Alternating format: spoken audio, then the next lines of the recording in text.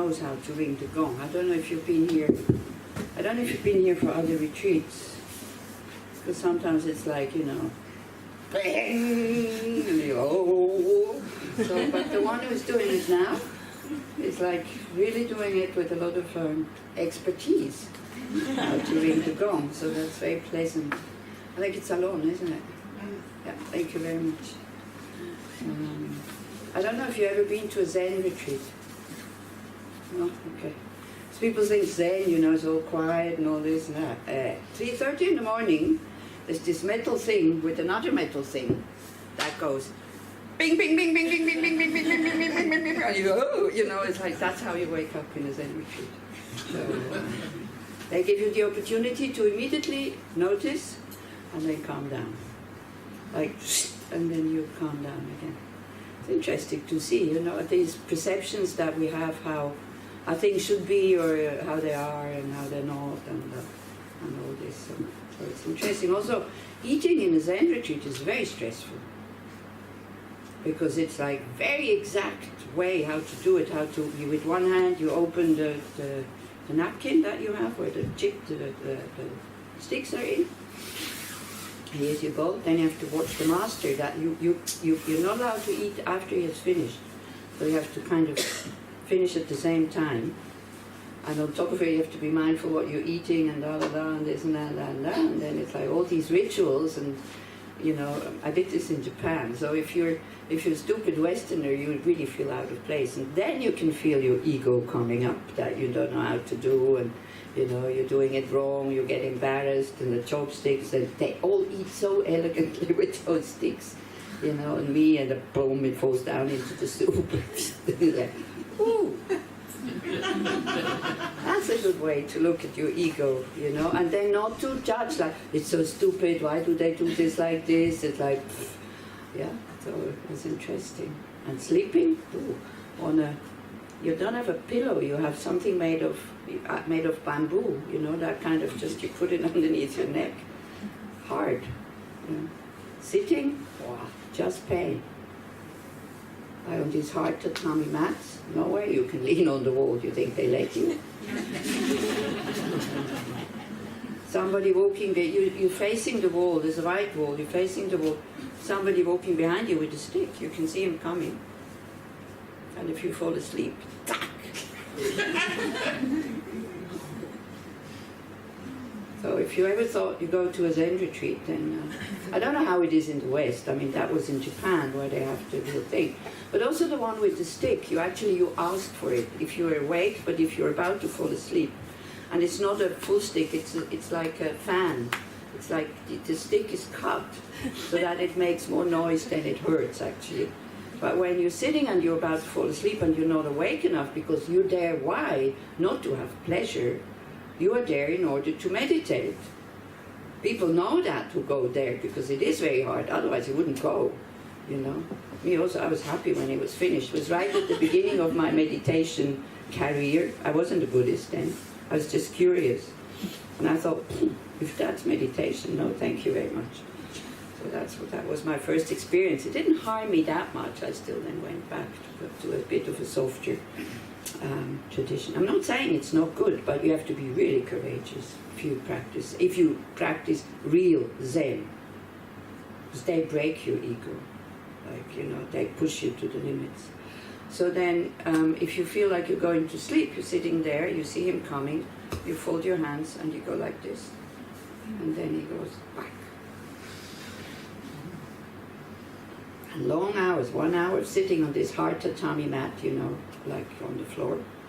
There were some Westerners with Japanese people, but also some Westerners, and they saw me and they said, have you meditated before? And I said, no. Then they said, wow, you're courageous. I didn't know why, but then I knew why they said that. Okay. So we're doing, please, you know, I think I highly admire people who are practicing Zen Buddhism. I wouldn't be strong enough, I think, to do this in Japan. I think it would be too harsh for me. So this is good why we have like different traditions also to see. So, but if you're really courageous, then, you know, and you really want to have good results, I would say. It's quite cold also. It's like there's not much communication between the members also. Yeah, it's not much. It's quite intellectual also, and these, the koans, they don't understand a thing. They're meant for you not to understand conceptually, so that we're not freezing it into something true or not true. So it's very skillful way also. But maybe it's more suited for the Japanese mind, because also all these Buddhisms are culturally colored. So if Buddhism is coming to the West, and we are lucky enough, we're fortunate enough that we can choose which one suits us best. Like some people really like Tovana, like a lot of sitting, not so many teachings, and just watching the mind's perfect. Other people like a bit more intellectual. You get teachings. Other people like this whole compassion thing with the Mahayana, with bodhicitta. Other people like rituals, because if you don't have aversion towards a ritual, it really opens up your channels. But if you have aversion, then it won't. So in Bern, we have some people, they're not Buddhists. They only come to the rituals. They say, every time I go out of here, I feel so good. So it's great that they're coming, because they see it has some effect. They don't need to understand what's going on, because they're open. So I like that. So we're very lucky that we have so many different forms of Buddhism here in the West. So you try out whatever suits you best, because this is what I said yesterday also about the prayer. If it doesn't inspire you, leave it alone. And what the prayer says, again, it's a Buddhist prayer. It's from an 8th century scholar. So at that time, people did not live like us. So physical suffering was very, very prevalent. It's very, very big. Yeah, hunger, thirst, sicknesses. Like sometimes we see pictures or movies of middle age, where the physical suffering is very, very gross. Yeah, so this is where it comes from. And then maybe there were some people from higher class who didn't have all these sufferings. So that's what it was. But on the other hand, again, you're right. As long as we have this mind, we will have a body that suffers.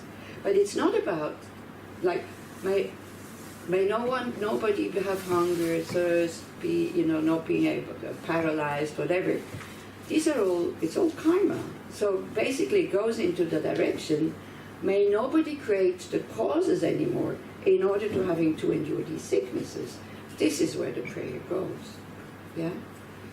But he was talking about the results, because you don't see the seeds that create those causes, but you see the results of those actions or those seeds that then create those causes. Yeah. And then also we said about what Leora said yesterday also, it's very true, if we say may nobody be blind, but if you say may my children not be blind, may my children not be hungry, then it's much less far away.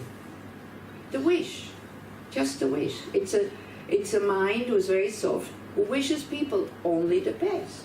Because all these things that he says, may they be free from this. I mean, of course it can be transformed, but all of it is a problem. Being hungry is a problem. Being thirsty is a problem. The people who fast today, they might see, you get a headache, you're tired, you're kind of grumpy. When the basic needs are not fulfilled, then we can see the strength of our mind to be patient. Yeah. Like, for example, I don't know, tonight, what will happen with the food? You better be prepared that it might not be whatever you think it should be, yeah, for example. Then at least you don't get disappointed also. So what about you fasting?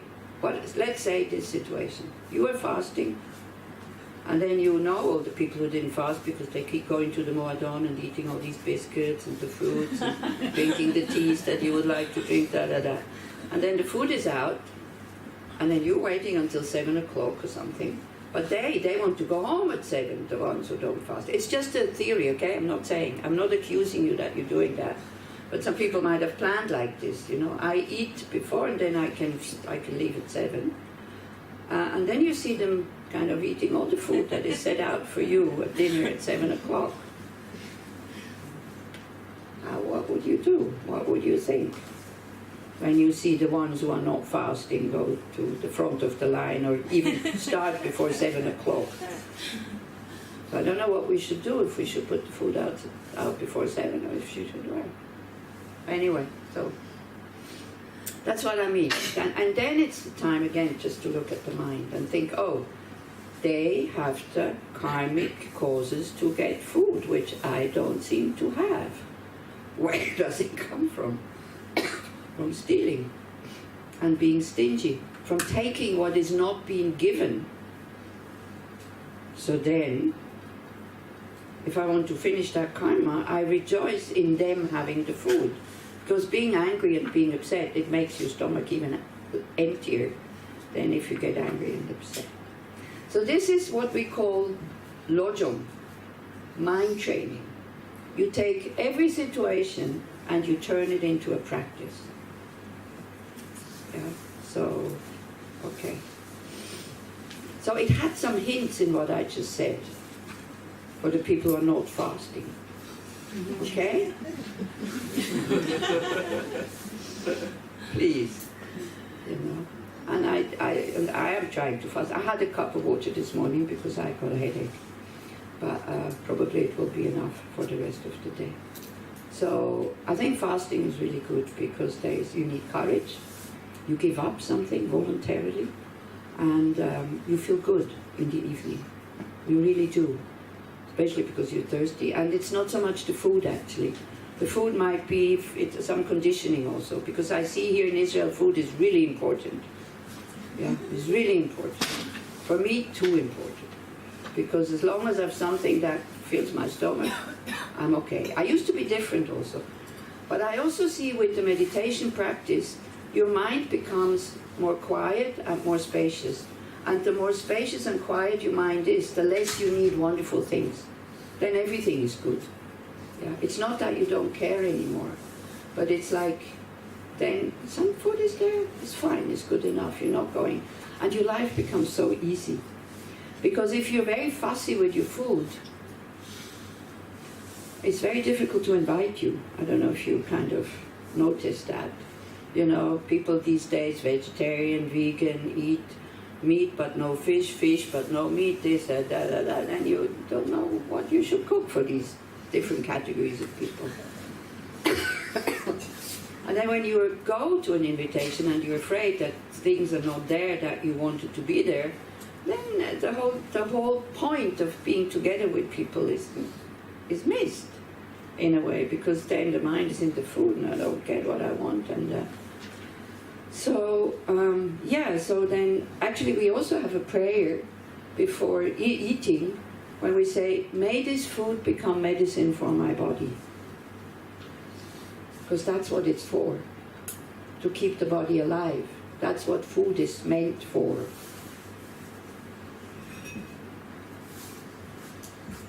If they will serve you meat, will you eat it? Yes. This is how the Buddha died, right? Yeah.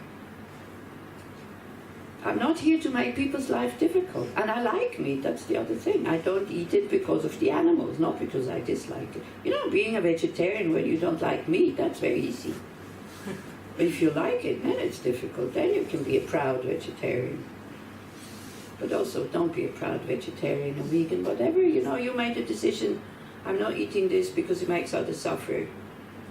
I honor that very much, it's perfect. But let others make their own decisions. Don't become a hassle. You're not inspiring if you aggress them. And then at one point, maybe they will by themselves start to stop eating these things. So like, I think it was the Karmapa before this one who said, better to be a humble meat eater than a proud and arrogant vegetarian. Because it's all about mind training, the whole thing. You know? So whatever situation comes, we kind of use it for mind training. So there is this prayer, may this food become medicine for my body.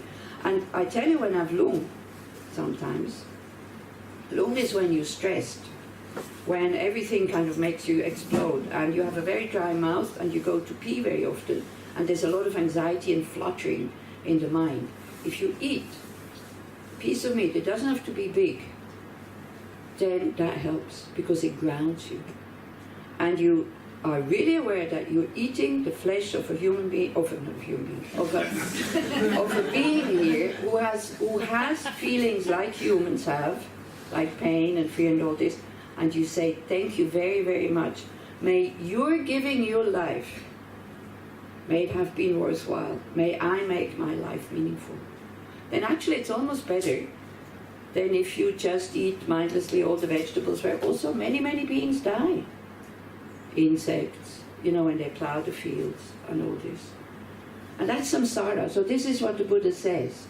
Our existence, it is with this confused mind of seeing, of separating the world into me and them, and having a dualistic thinking of good and bad, ultimately, which is not, it's good and bad is relatively good and bad. To divide our view into that dualistic thinking, whatever is out there has nothing to do with my mind, we will have suffering. Sometimes very gross suffering, what Shantideva describes, this is Middle Age, it's like 8th century, or like subtle suffering that we have now, Like, right now you have pretty much everything to feel okay. Do you really feel very happy? So what is missing? Then the mind goes, oh, the food, or oh, I'm thirsty, or I'm this, or I'm that, or don't like the person next to me. Yeah? But it's here. That is what is missing. Space. Peace of mind. Space, to give space for what is there. And this is something we can learn, and that's the practice. Not to change outside all the time, but to really have space in the mind. For example, to have the space in the mind not to be content. You leave it alone. You give it space. It has a right to be there. And you're not going to feed it with, I'm not content because this. Then you feed it, you nourish it. You say, okay, you want to be there? Be there, but I'll be watching you. That's the practice. And that's very difficult because it's painful. It's painful to watch the ego-centeredness, the negative states of mind and all this. So our ego says, run, don't look. Go and have something to eat. Go and have something to drink. Go and be angry at somebody. That will release your energy of tension and tightness. Spiritual practice is painful. Because we finally see how we are. And very often it's not such a nice picture. But then there's chance for change. Yeah, that's it.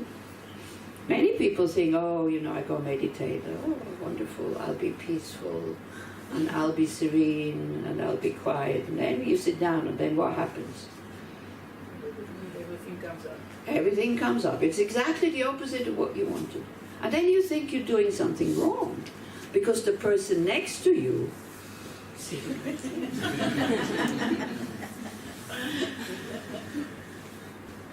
blissful smile on their face, but you have no clue what's going on in their mind. I tell you, Lama Zopa Rinpoche, it is said, these masters, they see what's going on in everybody's mind. And sometimes they say something and one person goes like, or they at the end they say, oh my gosh, this was so much exactly for me. So he was teaching, and he teaches for hours and hours and hours. He usually finishes his talks by saying good morning. So his name is Zopa, means patience. He's very special. He is very special. But he's I don't know what to say. He's like, he's just very special. But maybe not special in the way you think special is. So he was teaching, he was in Kapan, teaching. Somebody was sitting there in full lotus, totally focused. Yeah? And all of a sudden Rinpoche says, in the hells, there is no pizza. So it's okay. Everybody thought, okay. This guy, at the end, or like in the break, he says, when Rinpoche was saying this, I was thinking about which kind of pizza I will go and eat when this retreat is finished.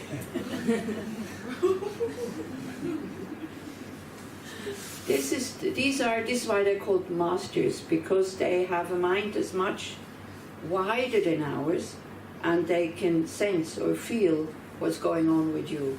So it's nice because there's no point of hiding anything. You know, because we are a bit like, we want to heal, but then we go to the doctor and we're not really saying what's going on. Like if I was an alcoholic, if I have a bad liver, I need to say that I was an alcoholic.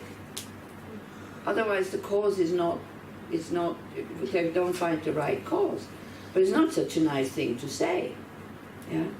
But if you want to be healed, you have to be totally open and you have to know what's going on. So the thing for a spiritual practitioner is you have to be open towards your own shortcomings. And that is what is painful. Because we don't want to see. Yeah? But that's the only way we can heal. And so if you have a very, if you think a master or a spiritual teacher is there to kind of say, oh, you're so wonderful and you're so kind and you're so nice and this and that.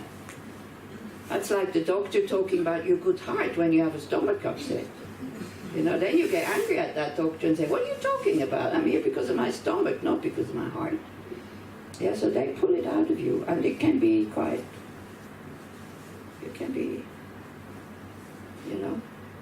But they usually have the skills also, not just usually, they do have the skills to know how far to push you so that you're not going over the edge. It's painful. They push your borders. They kick you out of your comfort zone. And they give you jobs that you would never kind of choose to take. Yeah, so that is their kindness, that they're not afraid that we stop liking them because they tell us what's going on. That is their kindness. And they're not doing it in a cruel way. They're just doing it in a very pragmatic and very direct way. So, Sometimes they just they give us the appropriate teaching. But the problem is, we usually don't hear that the teaching is for us when we don't look what's going on. You see what I mean? Like the example I said yesterday about the couple, when I say something for both of them, and then each one comes and says, oh, this is exactly what he or she needed to hear. Yeah, this is what it is. We are not, when we don't see what's going on, we don't hear our therapy, because there's so many therapies in spiritual practice, because there's so many sicknesses. Yeah. So sometimes you need to hear something that's really soothing, because otherwise you're not going, it's too difficult. Sometimes you need to hear something that's really pushing you, and you're the only one who can find out in what state you are. Yeah. But if you go to a spiritual master and you want him to be your friend in a way, you shouldn't say anything that is hurting me. Those are usually the fake gurus that then exploit you. First they make you dependent on them, and then they exploit you. Yeah, so guru is a difficult topic. A guru, a master. Yeah. Okay. So it's all about healing. It's all about healing, mental healing, to have spaciousness, to be open, so that we are in contact with our innate qualities of love, compassion, and wisdom. So by these prayers, by what we're saying, we're kind of opening the heart. We see that's not naive, but utopic, what we're saying. But we still have the open heart to, wouldn't it be wonderful if? And then not behind, but it's not. Yeah? But just this well-wishing for all beings. And this gives you a lot of space. And sometimes if you do a lot of just sitting, meditation retreats, you have these moments of openness. Have you experienced that? You could embrace everybody. And sometimes even there's a wandering voice behind who says, wow, I'm so happy. But it's a very quiet happiness. Yeah? That you go like, and if you're wise, you go like, oh, maybe that's what happiness is all about. This non-wanting mind. This mind who is full of love for the trees and for the dirt and for the nice people and for the not so nice people or whatever. And you have almost a wish to embrace people. I mean, this probably is why, so that they're not going around hugging everybody. This is probably why in Vipassana retreats, you're asked not to have eye contact. Because sometimes the heart is so overflowing that if you look at somebody's eyes, you wouldn't be able to prevent yourself to go and hug that person. Here we're not so strict. Here we can smile at people. You can give them a smile. You want to hug them, by all means, but make sure they want to be hugged. Okay? So like this. So this is what the spiritual practice is all about. So kind of when he says, may the blind see forms, da-da-da-da-da, what it means, well, all beings have the compassion, the love and the wisdom to be able to stop creating the actions that create poverty, sickness, and all that. You know? And if you read his book, which is called The Guide to a Bodhisattva's Way of Life, the Bodhicharyavatara, this is a book that has been written in the 8th century. I was so arrogant at the beginning, somebody gave it to me. I said, but I'm going to read something that's been said in the 8th century. And I was not a Buddhist, I was traveling around in India, somebody gave me this book. I had done one 10-day course. But I was not a Buddhist, I didn't consider myself as being a Buddhist. And so I was traveling around like any other people in India, and they didn't have anything to read. And I started reading that book. And I went like, shit, we're still the same. He's talking about me here, about my anger and about my impatience. And I thought, inside, you know, outside we made a lot of transformation and everything has become very more beautiful, the medical system and technology and all this. But inside, man, we're still the same. So I find this a wonderful book. This is the master that tells you da da da da da. So you need to be quite strong when you read it, by the way, or when you practice it. But and he, you know, he composes it. He's talking to himself. So then you can always say, okay, look, he's talking to himself. You want to go on that path, then take it on board. If not, it's not for you. This book is not for everybody. This book is for somebody who really wants to have a kind heart and to understand emptiness. To see that whatever the mind produces is just a product of the mind, like a dream. And that we can, the purer the mind, the better the dream. Not because outside something is changing. So that is what the spiritual practice is all about. Okay? Yeah? Just to take away your illusions that you should feel good in your spiritual practice all the time. No. Yeah. Like after 2 years of spiritual practice, I had like just anger. I could have killed everybody at Tushita. I was at Tushita at that time. I was angry at everybody. I was going around like, you know, a very stern face and feeling a bit like the victim, that I'm the only one who is working and all the others are just watching movies, which was true. I even got from the director at one point, because people would call or something and they would ask me to come because they had problems or whatever. And then so the director said, somebody said, oh, why is everybody only calling you? And then the director said, because she's the only one who is stupid enough to go all the time. That was the view of our director at that time. You can imagine we didn't have a very good relationship with each other. I didn't like him, he didn't like me. So the masters put these people on purpose together. Because it's not about having a group or a center that works beautifully well, it's about that people work on their minds. Yeah? So that's also something we can't understand. So anyway, so then, but I was angry at everybody else who didn't work hard. Then I went to see my master and I said, Rinpoche, I think something is going wrong. Because my compassion is like, you know, I went like this. And anger is like, really high. And he started laughing. And he said, well, what do you think? You've been practicing 2 years. And you think everything is okay now? And I was practicing, I mean, I was a nun, okay? I was practicing every day. I'm still practicing every day. So I'm a professionally practicing. This is my duty kind of thing. And so just him laughing you know, it takes the whole thing away. It goes like, yeah, what do I expect? And then I thought he would give me some really strong practice, you know, go